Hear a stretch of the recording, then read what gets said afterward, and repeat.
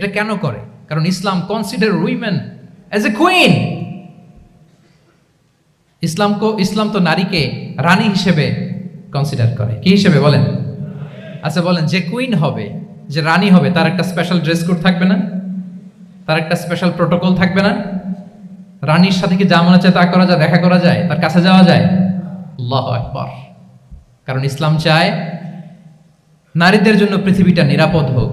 ইসলাম চায় নিজ গৃহে বা কর্মক্ষেত্রে নারীরা নিরাপদ থাক। ইসলামের যত ভ্যালিউজ আছে, যত রুলস এন্ড রেগুলেশন আছে, এটা আমাদের ভালোর জন্য, মানব জাতির কল্যাণের জন্য। তাহলে এই অশ্লীলতা থেকে আমাদের যোজন যোজন দূরে থাকতে হবে। If you talk about Islamic lifestyle, আমাদেরকে শালীনতা, মডেস্টি ফিরিয়ে আনতে হবে। You have to maintain modesty. আমি যদি আরো ডিপে যাই, দেখেন এই যে প্রত্যেকের হাতে এক একটা করে পর্ন হাব হয়ে গেছে এখন, হয়েছে না? পর্নোগ্রাফির শয়লাভ, বিকৃত যৌনাচারের শয়লাভ। এখন নতুন নামে, নতুন মোড়কে, LGBTQ নামে আমাদের সমাজে নানা মোড়কে আমাদের সামনে উপস্থাপন করা হচ্ছে। শুনেছেন না এগুলো? আপনারা নাম শুনেছেন? এই যে ট্রান্সজেন্ডারিজম নাম শুনছেন না? নিজের দেহ কাটাকাটি করে